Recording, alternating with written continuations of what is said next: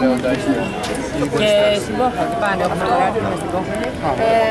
Γιατί είμαστε από το νέο Go Greece. Ελάτε στη χώρα με τους αρχαιολογικούς χώρους, με την παγκόσμια γνωστή Ακρόπολη, ελάτε στο λίκνο του πολιτισμού. Στον όμηρο της ποίησης, τον Πυθαγόρα των μαθηματικών, τον Ιπποκράτη της ιατρικής. Ελάτε στον τόπο της ελληνικής τραγωδίας, των Ολυμπιακών αγώνων, του μινωικού πολιτισμού, της μυθολογίας των θεών του Ολύμπου. Στη χώρα με το λαβερό ήλιο, τα αμέτρητα νησιά με τις φανταστικές παραλίες και την κρυστάλλινη θάλασσα.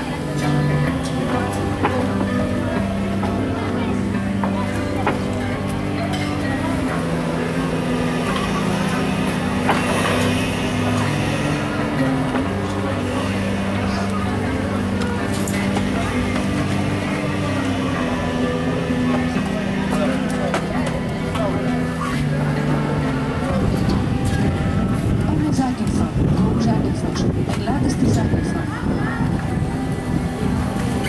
Εδώ θα βρείτε μία από τις πιο πολύ φωτογραφημένες παραλίες του κόσμου. Το συναρπαστικό ναυάγιο ανάμεσα στην άγρια παρθένα φύση με τα παράξενα βράχια και τη μοναδική τυρκουάζ κρυστάλλινη θάλασσα.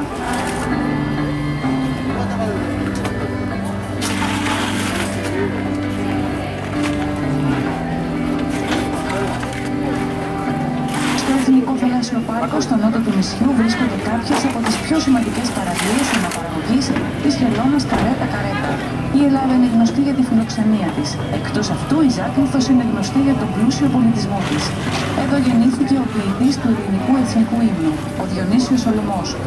Ο σημαντικός αυστριακός επιστήμονας και ερευνητής της Μεσογείου, ο αρχιδούκας Λουδοβίκος Σαλβαντόρ, επισκέφτηκε τη Ζάκυνθο στις αρχές του 20ου αιώνα και έγραψε σε 2 τόμους με πάνω από 1000 σελίδες το έργο Ζάντε, ένα ιστορικό ντοκουμέντο. Ο ιδρυτής της ανατομίας, ο Βέλγος Ανδρέας Βεζάλ, βρήκε εδώ την τελευταία του κατοικία.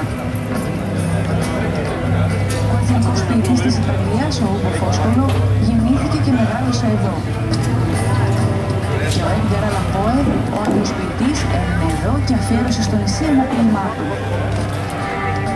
Η Ζάκυνθος είναι γνωστή για τη φύση της με την εξαιρετική ποικιλία έντονων χρωμάτων.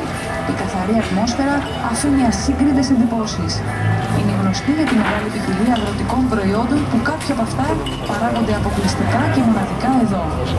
Περάστε ξεχωριστές διακοπές με φίλους στο εξαιρετικό νησί της Ζακύνθου, γεμάτο όμορφες και αξέχαστες στιγμές που θα μείνουν για πάντα στη μνήμη και θα σας κάνουν να έρθετε και πάλι.